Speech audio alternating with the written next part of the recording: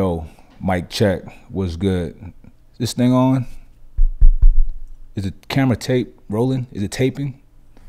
What's up, y'all? It's your boy Mike Rashid, and this is, despite y'all seeing or listening to millions of uploads already on iTunes, this is actually officially episode 2 of Mike Rashid's Lion Den's podcast. Now, today we were supposed to have Paulie Malignaggi on. However, we just kept missing each other. And also, I didn't really want to press the issue. I mean, we texted, we talked a little bit right before we got started, but he needed to go on a run. And he's been asked a million times about the Conor McGregor sparring. I was messaging him. We were messaging back and forth from the first day. And I wanted to ask him, like, yo, so tell me what the fuck? Like, what's up, man? Is this guy good or what? But I respect his code. I respect that he did have an NDA. I respect that he does have ethics, so I didn't go there. And he didn't go there either. I can vouch for that. We were messaging each other privately, and he would not go into any kind of details about Conor McGregor's sparring, his tactics, his strategy, or any of that. So props to Paulie for that. And that was before Conor leaked those pictures out. Let's talk about the pictures. All right, for those who don't know, Paulie Malignaggi is a former two-time world champion boxer. He is now a boxing commentator and analyst, and probably one of the best out. I'm a huge fan when it comes to commentators. Him, Max Kellerman, and Emmanuel Stewart are my favorites. So anyway, he got called out by Conor McGregor's camp to come out to spar with Conor to help him prepare for the Floyd Mayweather fight. Now, there was a little bit of tension because a few months back when Conor was, implying that he wanted to come and fight Floyd or fight a boxer, everybody wanted to make that payday. And Paulie, for sure, threw his hand up. Like, hey, I'll fight him. I'll knock him out. I'll beat his ass. That's what you do when you want to get a fight made. You call somebody out. You talk shit, bravado. And that's, you hope that you throw the bait out there. You hope that they bite, and you hope that you can get that fight, especially something like that. Not only is that a big payday, that's a big piece of history, whether you like it or not. I know I was very critical of this fight with Floyd and Conor, but it is a very fascinating event, and it is a fight, honestly. I mean, Conor McGregor, some people don't give him a chance. His fans think that he's actually going to annihilate Floyd. But at the end of the day, it's a fight with two men that are in shape that will go in there and try to beat each other's asses. Anyway, so let's back up to the Paulie situation. So Paulie called him out about close to a year ago. So maybe Conor felt a certain way about it. And maybe the reason Conor invited him to camp to spar was so they can really chunk him, so they could scrap, so they could fight, right? And not necessarily to help him with training camp. Because if he really wanted him to help with training camp, I don't think that the things that transpired, which I'm going to tell you guys, would have transpired. Now, for those who don't know, who's been under a rock, or who just don't give a fuck about boxing or UFC, Conor McGregor, if you guys look back on his Instagram, you've seen pictures of him at what looked like he was doing a ground and pound on a sparring partner. It wasn't Conor, it wasn't Paulie, it was a black guy. So you're like, what the fuck? And you scroll left or right or whatever the fuck on Instagram, and the final picture is him in an octagon doing a ground and pound on somebody, right? So it's like, what is he saying? I mean, he's not saying, yeah, I fucking took this guy down and started smashing his brains in, but he put the picture out there. It kind of make you think that's what happens, all right? So keep in mind, I'm sure that anybody in camp has to sign an NDA and cannot speak on what happens in camp.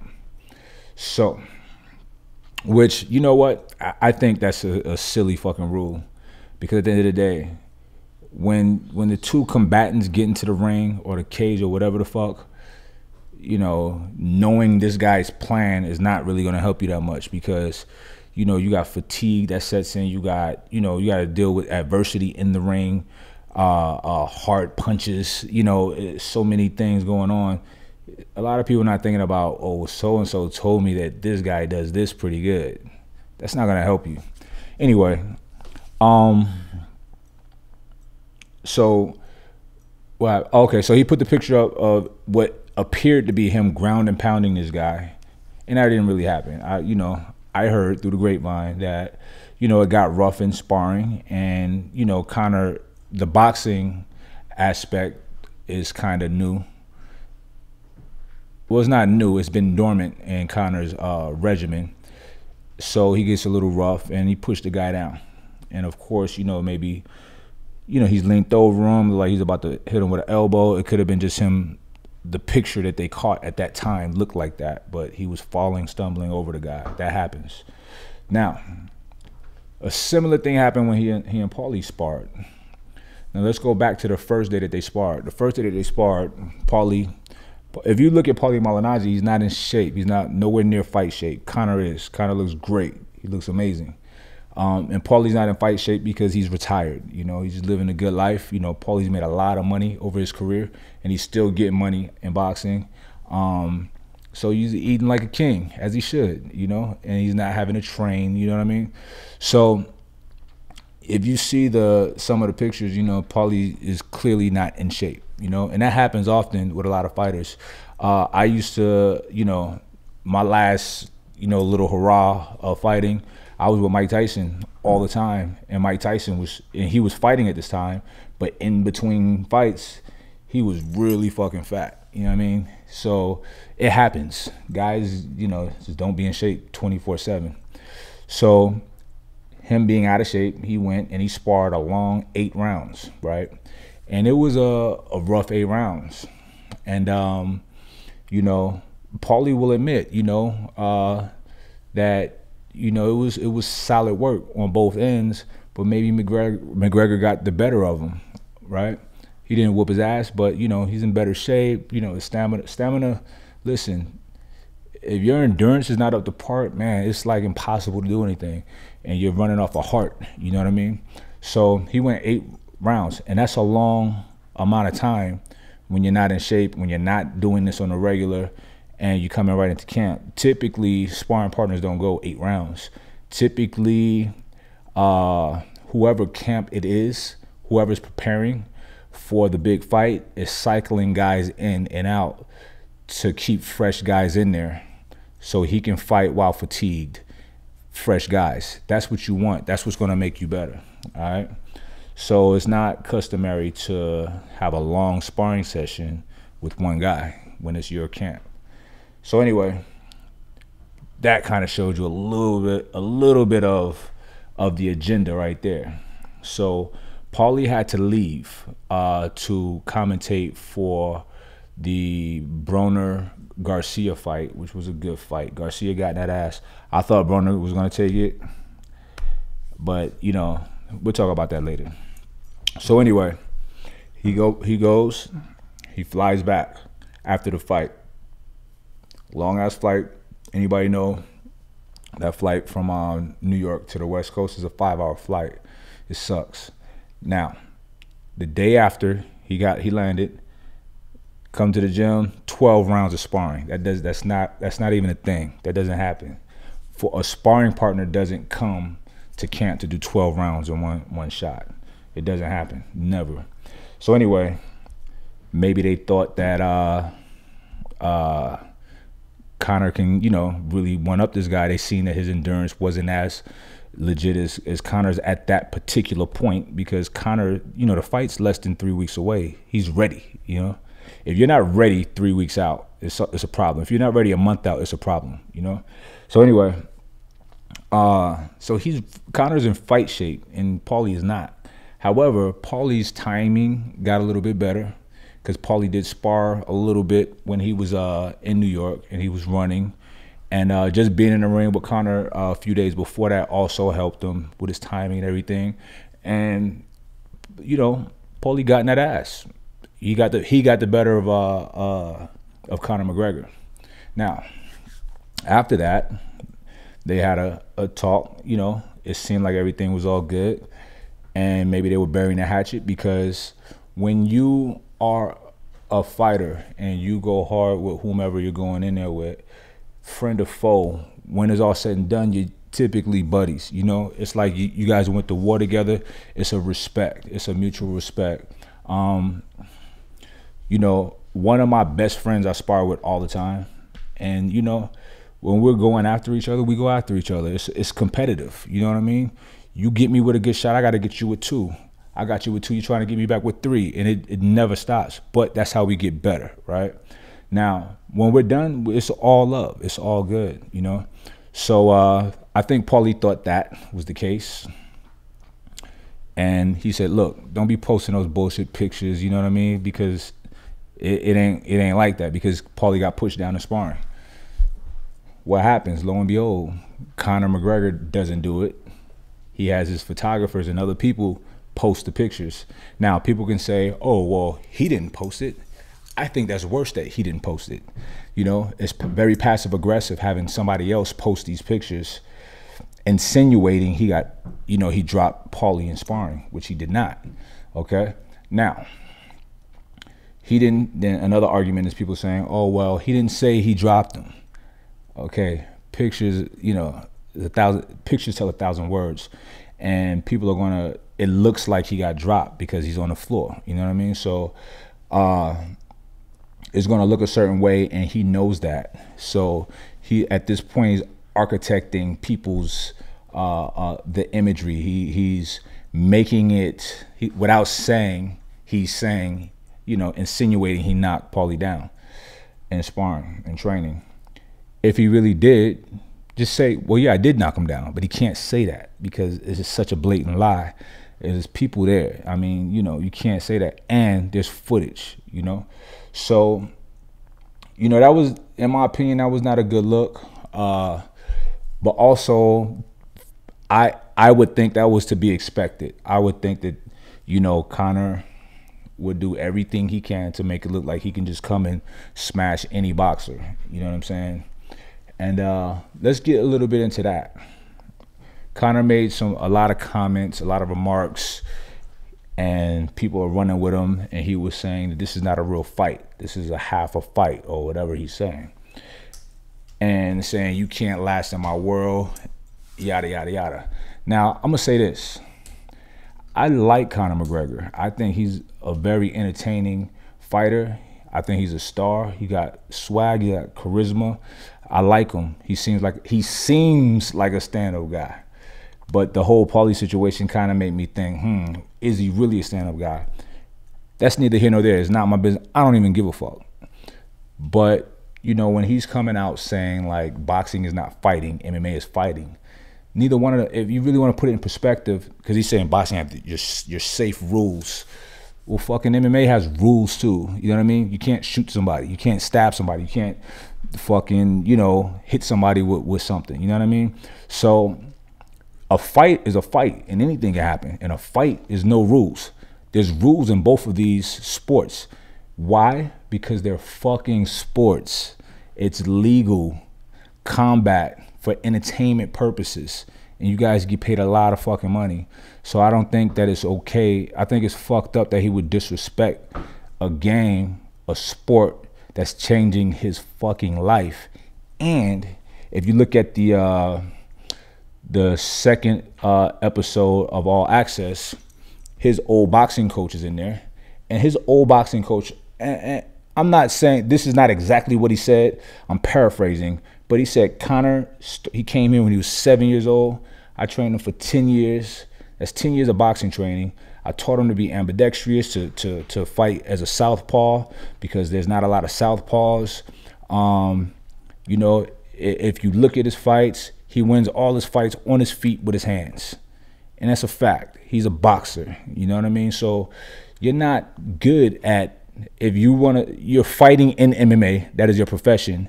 However, you're not a legit MMA combatant. You're not a John Jones. You haven't submitted anybody. You haven't knocked anybody out with a head kick.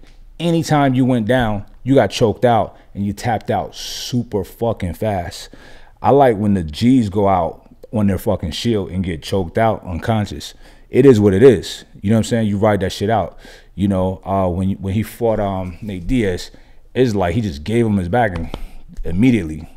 So when you deal with that adversity, you fight that shit off. You know what I'm saying? So I don't look at him as some legit MMA fighter, competitor. He's not. He's a boxer. He's a good boxer who understands timing and understands distance, and with that, he has an advantage of a lot of guys that he fight in the octagon who are just okay, kind of okay at a bunch of things. He's really good at boxing. Now, is he good enough to beat Floyd Mayweather? I don't think so, but only time will tell. Anything can happen. Floyd, I feel like Floyd should be able to mop the floor with this guy. I feel like Floyd can stop McGregor. Will he do it? We'll see. Anything can happen. You know, Floyd is older, but who gives a fuck? It doesn't matter. To me, that's not a factor. Floyd he's a machine. You know, this guy's been doing this since he was 5 or 7, something like that. And consistently, you know, the longest break he's taken is this break that he just took, 2 years. And he took another 2 years off before he fought Juan Manuel Marquez, who just retired, one of the greatest to ever lace up the gloves. One of my favorites. So, and he beat the shit out of Marquez. A easy fight. So I do think that Mayweather's going to beat McGregor's ass. Does that mean one sport is better than the other? No. It means that you put a guy that can box pretty good in with a fucking specialist, and people get taken to school. And I mean, a lot of boxers get taken to school when they fight Floyd. There's guys who are the best in the world that get shut down when they fight Floyd. This guy's, you know, he's an anomaly. Okay, let's talk about, people say, oh, he's too defensive, he's boring, yada, yada, yada. Okay, you're talking about the Floyd of the past 3, 4, 5 years. Keep in mind, his professional career is 21 years old. Majority of those 21 years, first of all, that's a long fucking time. You can't be a fucking absolute savage that entire time. But most of his fucking career, Floyd was a goddamn assassin. He was a fucking killer. Y'all go back and look at his fights when he fought like Diego Corrales. Correct me if I'm wrong, but I think he was an underdog in that fight. And they both were undefeated. And Corrales is like 6'1". He was a fucking assassin. He was a scary dude. And that was one of Mayweather's best fucking fights. I mean, he put this monster down 5 times to where his corner, his father, had to stop the fight. You know what I'm saying? Mayweather, I was just watching a fight, Mayweather versus DeMarcus Corley. Mayweather was like, fuck defense back then. He was going in there fucking going to war. And Corley hit him with some big fucking shots. And guess what? He took those shots and gave them back. Mayweather's the type of guy to where if you catch him with something good, you piss him off. And he's going to fucking punish you. You know what I mean? So, and that's why a lot of his fights, man, I mean, you can go back even to modern fights like him and Cotto. I mean, he went up to fight Cotto to 154. He wasn't even 154. He weighed 150 or 151. Cotto's a big boy that hits fucking hard, and he's rugged, he's rough. And he just went to war with him. He was like, fuck defense. He got bloody nose, all of that shit. So why sacrifice your mental health when he's paid his fucking dues? He was not a cherry picker. People try to say that. Listen, you can't fight everybody. It's impossible. He's dispatched legends, Hall of Famers in 3 different decades. Well, let's see. 2001. No, when did he start? I think in 99. The 90s, the 2000s, and 2010. That's 3 decades of dominance. That doesn't happen. You know what I mean? Of dominance. And not just fucking old man Bernard Hopkins dominance. No disrespect to Bernard, but his last few years is just like, is respect to what he was able to do, but it wasn't exciting at all. You know, he did his fucking thing. People say the Pacquiao fight was boring. I was entertained because I appreciate, just like I appreciate a beautiful fucking knockout, I appreciate a beautiful tactical fight. You know what I'm saying? Somebody doing all the right things and neutralizing a busy, hyperactive opponent, a person whose punch output is higher than everybody you've ever seen, and you neutralize him to fucking 20, 30, 40 punches a round. That's crazy. So, you know, you got to give credit when credit is due. I don't think that Mayweather will get credit until he's like fucking 60 years old. You know what I'm saying? When he's not relevant, when he's not in the picture anymore. That's just how it is. You know what I mean? But anyway, back to the whole thing with the sparring with the Paulie Malignaggi and the Conor McGregor. I think it was kind of whack how it played out. You know, it's unfortunate, but it is what it is. At the end of the day, you know, combat sports can get dirty. You play in dirt, you get dirty. You know, I like Paulie a lot. You know what I mean? I hate that he had to, you can tell that he really wanted to, he said it, man. He said, I'm not doing this for the money. I'm doing this to, I think it'll be a cool and awesome fucking memory. And it would be, you know, it's a piece of history that I got to be a part of, you know, and he's still a part of it, you know. It's not in the capacity in which he would like it to have went down, but he's still a part of it, you know. And I just feel bad for him because he really had good intentions to help this guy out. Like, let me see if I can fucking help tweak and give him some tactics. And if anybody's one to help improve someone's game, someone's arsenal, it's Paulie Malignaggi. This guy's brilliant. He understands the sweet science. And that's exactly what it is. There's a lot of people, you know, I love boxing. I love boxing. I grew up in boxing. I mean, I to this day I fucking watch fights. That's all I watch. You know what I mean? So I understand the science. Some people don't, and it's okay. But it's refreshing when you have someone in a position like him that understands it. You know, that's who you want to hear from. And I even give props to Max Kellerman, because typically it takes a guy that's been in there to be able to understand the science and break it down. And Max Kellerman is not a fighter and never have been, but he really understands it, and he's a smart fucking guy. And I love his articulation of the combat sport that we all love called boxing. So hats off to both of those guys. All right. Now, the Adrian Broner, Mickey Garcia fight. I thought that Adrian Broner was going to win. I thought that Broner has, and I still think he has all the talent in the world, athleticism, youthfulness. He hits hard. He's fast. He throws combinations. He gives you different angles, different looks.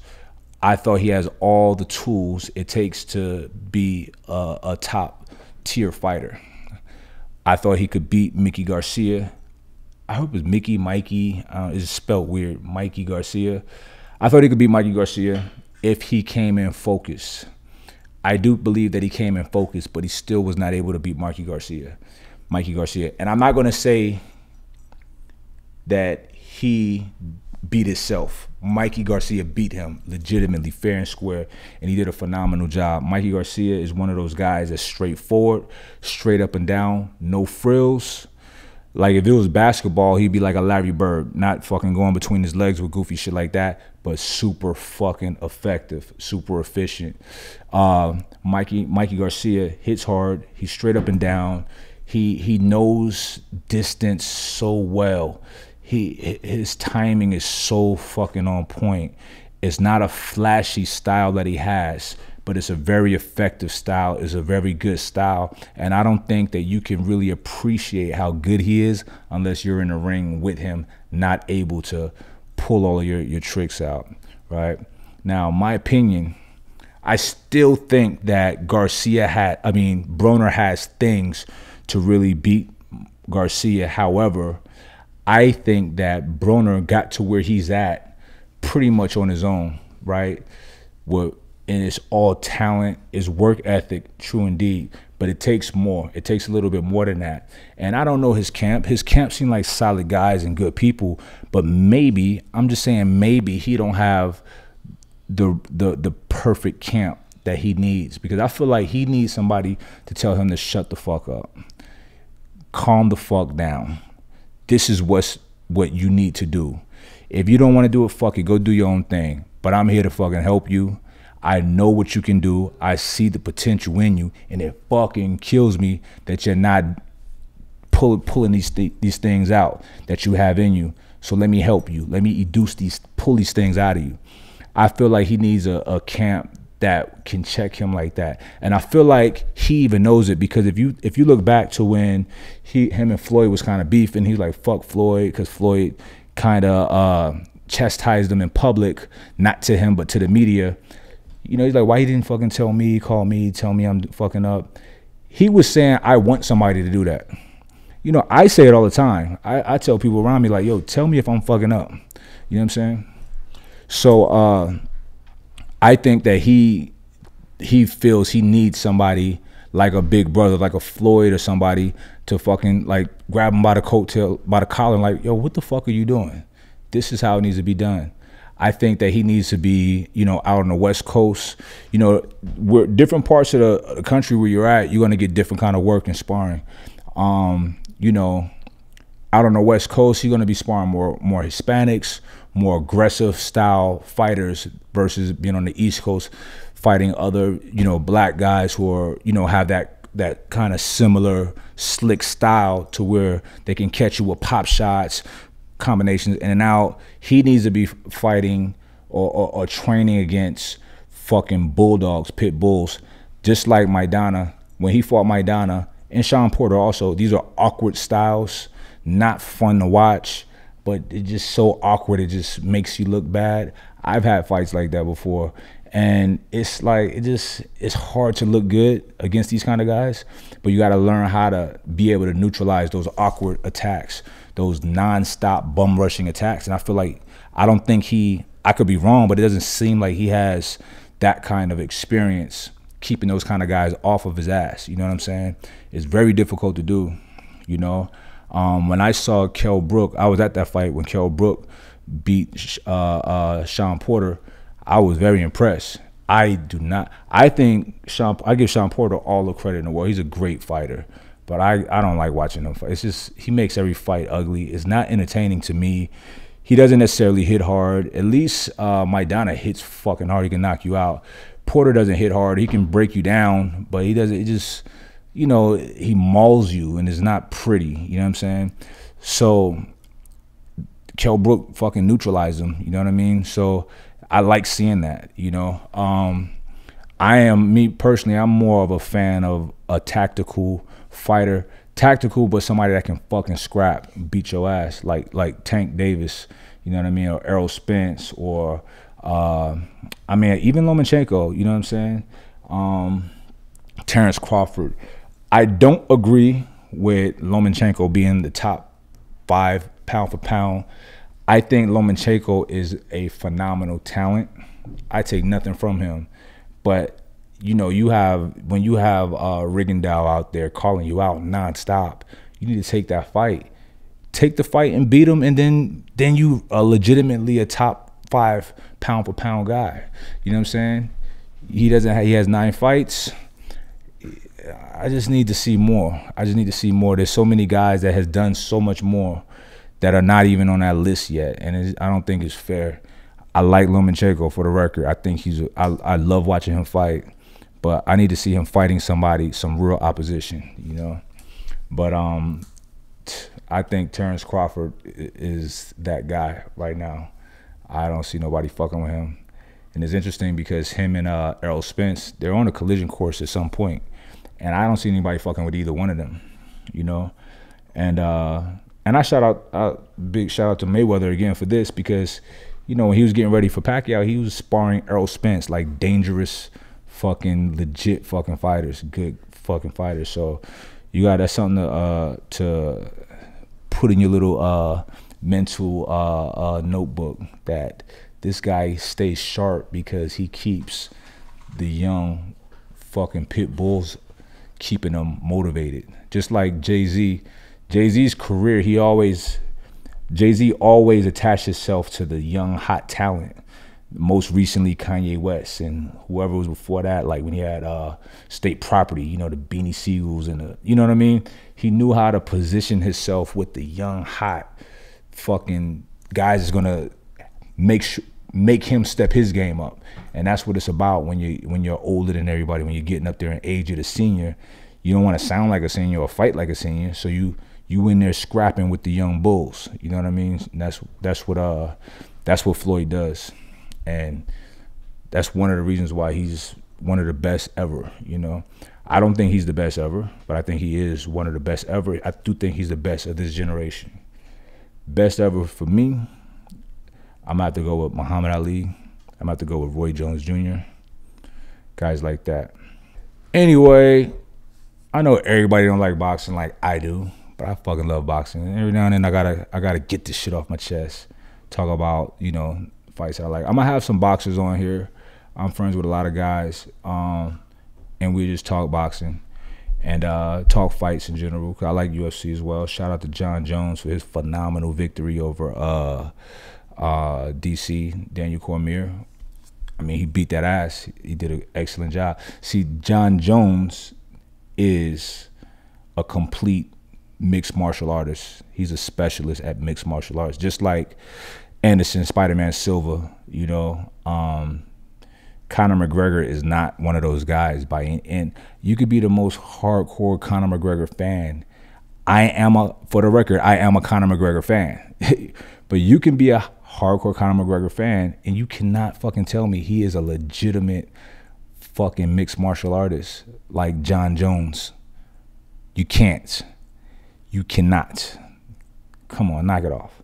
Anyway, he's a good boxer, that's it. Anyway, I'm up out of here. I got a special announcement coming real soon. Really soon. Really soon. Y'all just be on the lookout. Y'all pay attention to a lot of my posts, some of the things that I'm doing, things that have changed with my training, my nutrition. You can kind of put two and two together, but I'm gonna make an announcement real soon. I made somewhat of an announcement, but I'm gonna do a bigger announcement real soon. We're gonna do some fucking we're doing big things. I know people say that shit all the time, but yo, we're really doing fucking big things, all right? Holla at y'all later. This is the Lion's Den. I'm out.